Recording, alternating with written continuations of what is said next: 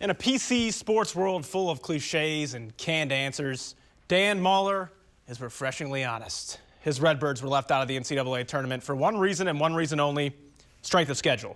It wasn't good, so the social media savvy coach took to Twitter and called out the power conferences, essentially saying, hey, come play us, we're waiting. This is Illinois' best class since the Ron Zook era, and that's really impressive because this coaching staff hasn't been here that long. They just got here last spring.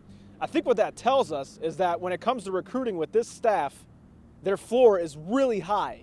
And I think there are two reasons for that. A, they have a lot of NFL experience on their resume, and B, they really love this recruiting process. He's a great human being. Bottom line is, just didn't get the job done. Looking at 4 straight years without making the NCAA tournament, likely, barring an unlikely selection tomorrow. So now we talk about what's next. And if, knowing Josh Whitman, he's going to act quickly. Probably not as quickly as he did with Lovie Smith, because he had that lined up already. I'll make a deal with you right now. If Iowa State makes the Final Four, I will drink this 1983 bottle of Coke, possibly risking my life. They're going to beat Purdue in the second round. That's a soft 4 seed. People have told me I have reflexes of a cheetah, so I think that bodes well for us. Speechless. I get the sinking sensation you might be terrible at this. No. I'm a good striker. I could shoot really well, but blocking, is really not my thing. We have a box of Kleenexes when they go down. Shelbyville is one of my favorite cities in America, but we have had awful luck here recently. Lonnie Matlock got us twice. Grace Moll made us look like Steve Urkel with a softball bat. So we need to break our losing streak in Shelbyville. That's foos. We're on.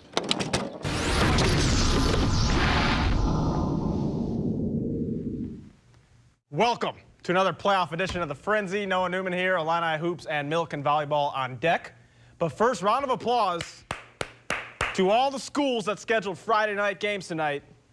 We love it. Joining us now with more on this big story is ESPN 1050's Ryan Schroed, a guy who eats, sleeps, breathes Illini athletics, covering this stuff on a daily basis. And, you've seen a lot of heartache on the recruiting trail for Illinois, from Eric Gordon to Cliff Alexander. Got to feel good for this coaching staff to finally get a big 5-star prospect. Well, we figured this was going to be a tough matchup for Illinois. They haven't won in this building since 2008, and they ran into an absolute buzzsaw tonight. Easy to see what went wrong for the Illini in this one. It all starts in the paint with Purdue's Twin Towers, Isaac Haas and Caleb Swanigan. Boy, oh boy, were they impressive. They actually looked like lottery picks. And if it looked like they knew what Illinois was trying to do on defense, it's because they did.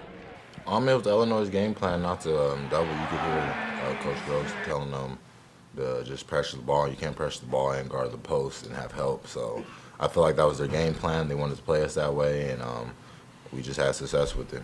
The thing is, it's tough to double those guys because Purdue can shoot the 3 as well. They're number 1 in the Big Ten in 3-point field goal percentage, and they really killed Illinois from downtown tonight. Defense has been the common denominator in these 3 road blowouts for Illinois. They just have not played well defensively, and that's definitely something that has to change if they're going to turn this season around. At this point, I just think it's pride. I don't think caring enough on the defensive end. It starts with me. I'll hold responsibility for that. I just think people are too worried about offense, honestly, top to bottom. So, no, it's my job to get that fixed. We need to be a lot more consistent. And then we need some individuals to step up, that have got to play better than they're playing right now. We've still got a lot of season left. It's still, we got a lot of Big Ten games left. I always tell them we don't get, too high or too low with a game. Now Illinois is faced with the possibility of digging themselves a big hole in conference play. They'll look to avoid a 2-5 start Saturday at Michigan.